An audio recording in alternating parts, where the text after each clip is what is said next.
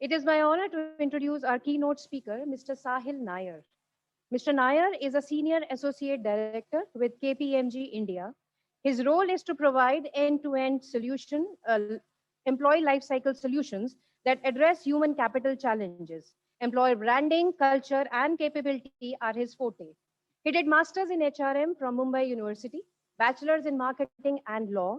He's extremely involved in guest sessions, one-on-one sessions, coaching, and mentoring in various IIMs and IITs.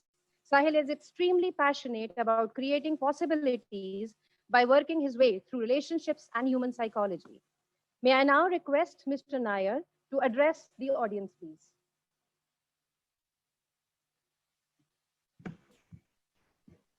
All right. Am I audible? Yes, you are. Fantastic. Thank you so much. IIM Sambalpur, director, professors, students, and everyone who has joined into the session today.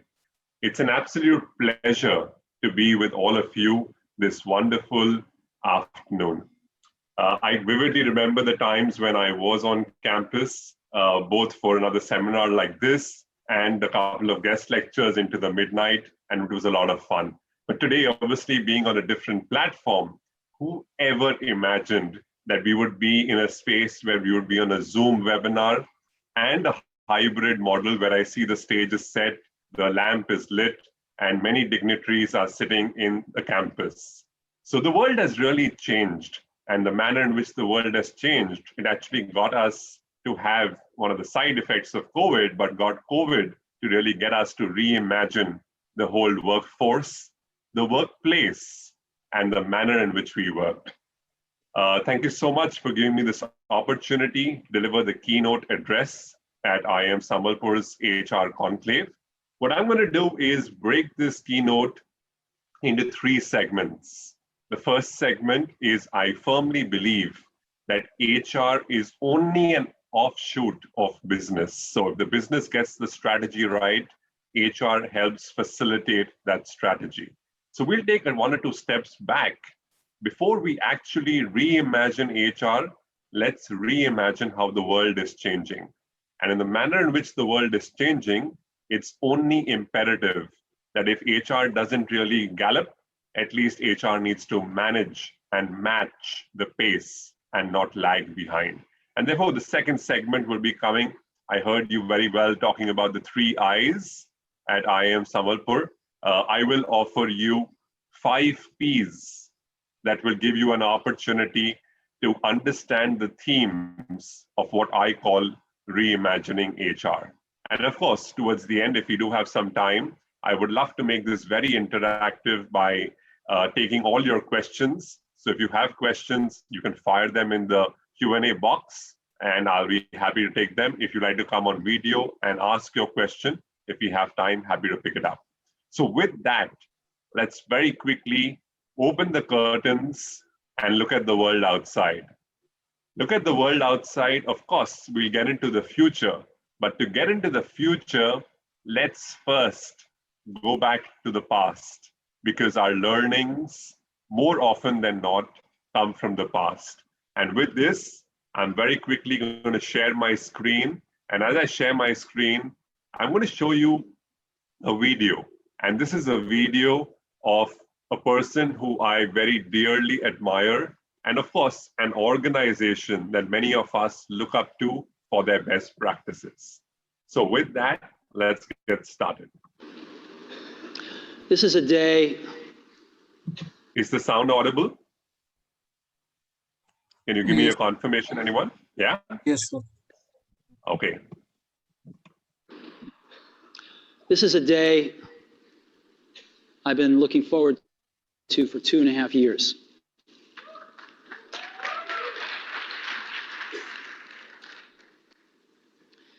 Every once in a while, a revolutionary product comes along that changes everything. And Apple has been, well, first of all, one's very fortunate if you get to work on just one of these in your career. Apple's been very fortunate. It's been able to introduce a few of these into the world. In 1984, we introduced the Macintosh. It didn't just change Apple, it changed the whole computer industry.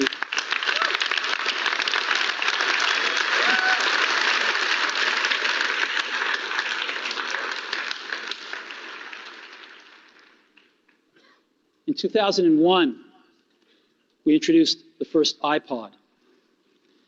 And it didn't just change the way we all listen to music, it changed the entire music industry. Well, today, we're introducing 3 revolutionary products of this class. The first one is a widescreen iPod with touch controls.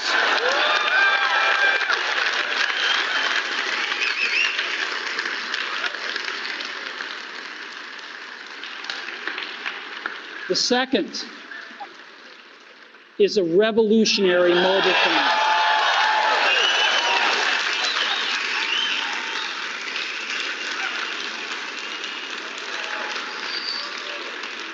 And the third is a breakthrough internet communications device.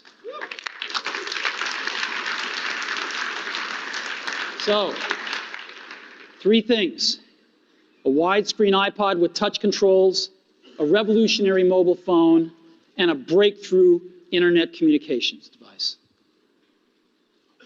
An iPod, a phone, and an internet communicator. An iPod, a phone. Are you getting it? Are you seeing how he's doing it? These are not 3 separate devices. This is one device. And we are calling it iPhone. Today, Apple is going to reinvent the phone. And here it is.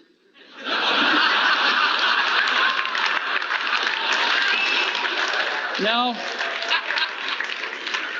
Actually, here it is, but we're going to leave it there for now. So, before we get into it, let me talk about a category of things. The most advanced phones are called smartphones, so they say. And they typically combine a phone plus some email capability, plus they say it's the internet, sort of the baby internet, into one device. And they all have these plastic little keyboards on them. And the problem is that they're not so smart and they're not so easy to use. So if you kind of make a Business School 101 graph of the smart axis and the easy to use axis, phones, regular cell phones are kind of right there. They're not so smart and they're, not so easy to use. But smartphones are definitely a little smarter, but they actually are harder to use. They're really complicated. Just for the basic stuff, people have a hard time figuring out how to use them. Well, we don't want to do either one of these things. What we want to do is make a leapfrog product that is way smarter than any mobile device has ever been and super easy to use. This is what iPhone is, okay? So, we're going to reinvent the phone. Now, we're going to start with a revolutionary user interface. Is the result of years of research and development. And of course, it's an interplay of hardware and software. Now, why do we need a revolutionary user interface? I mean, here's 4 smartphones, right? Motorola Q, the BlackBerry, Palm Treo, Nokia E62, the usual suspects. And what's wrong with their user interfaces? Well, the problem with them is really sort of in the bottom 40 there. It's this stuff right here. They all have these keyboards that are there whether you need them or not to be there. And they all have these control buttons that are fixed in plastic and are the same for every application. Well, every application wants a slightly different user interface, a slightly optimized set of buttons just for it. What happens if you think of a great idea 6 months from now? You can't run around and add a button to these things. They're already shipped. So what do? It doesn't work because the buttons and the controls can't change. They can't. All right, so just being conscious of time, many of you can actually go on to YouTube and see the entire video. But I wanted to set that context for you guys to get an idea of what it means to be revolutionary, what it really means to reimagine the space. And I'm going to very quickly move into the next segment and jump into saying an opportunity to be revolutionary was presented to a fraternity like Human Resources, never like before in the last year. Because last year was something which was unprecedented. I heard someone talk about VUCA moving to RUFT. Now, typically what we are looking at is people being anxious, people worried about their safety, people worried about their jobs, their job cuts. And very quickly, what I'm going to do is jump into the 5 Ps that I promised you I will speak about. The first, where I think HR has a huge opportunity to reimagine itself, is purpose. Now, purpose by itself could be a very, very loose word, or maybe a very convoluted word, but purpose, look at where the HR fraternities come, and I'm sure my other keynote speakers, guest of honors and chief guests will talk about it from the space and the industry that they come from. But personnel management became human resources, became human capital, and the words keep changing. Along with the words, the titles also changed from personnel manager to personnel leader to CHRO to CPO to chief belief officer to chief fun officer to chief Rangoli officer. And there were just so many names out there because we all gave titles to one another. But more importantly, the views of people also made a significant difference, because what we're really saying was, you need to win in the workplace before you win in the marketplace. From moving to an employer's market, we move to an employee's market. Today, an employee decides pre-COVID, essentially to say, what will they command? What's the price? Do they want to join the organization or not, based on the attractiveness of the organization? And most importantly, we've really seen in this new world, where do we really find balance? I think as far as purpose is concerned, HR has a huge opportunity to drive and create agile organizations. And the reason why I say that is because we have HR policies of the 19th century that are made by people of the 20th century for a workforce or millennials that are joining the workforce of the 21st century. And therefore, culture as a role has a very, very important role to play in the employer aspect of saying, is HR really being independent, or is HR the voice of the employee or the voice of the management? That's the first P on purpose. Very quickly moving to the second on performance. I think the ability to measure performance, not just on a year-end basis, but on a regular basis with regular feedback, continuous feedback, and reimagining how you can be a better version of yourself every day by the organization enabling you to tap onto what my third point is, potential. Because performance could manifest itself in various ways, but how do you tap into the potential? The fourth P is about passion. And this whole concept of passion really comes up to say, what gets you out of bed? What gets you to come to work on a Monday morning? What makes you think that, a keypad can get very boring and let me make some new technology? And how do you bring that to the world? And that is your passion, because your passion needs to be relentless. And as human resources, how can we not let employees get bogged down by just the job, but give them an opportunity to explore their passion? And as they do that, they will really come alive. And when they come alive, you will see a best version of themselves. The last thing I think many people fall prey to is this whole concept of policing policy.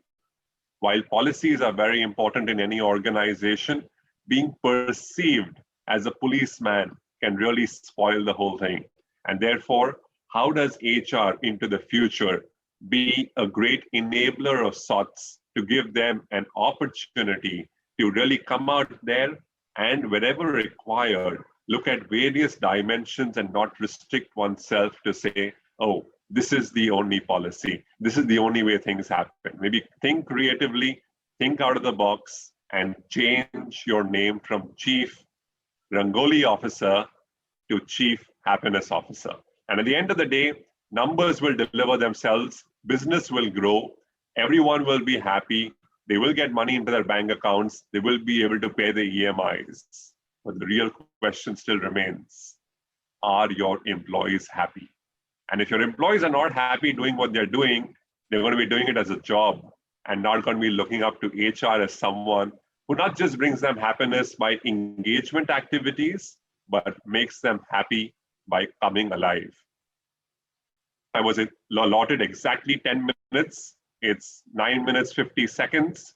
Thank you so much. And I hand it back to the coordinator. If you have time for questions, fine. Otherwise, looking forward to interacting with each one of you more as we go through this conference. Thank you. Thank you so much. I hope there has been sufficient, insight on the 5 Ps, and of course, students will explore more in the interaction.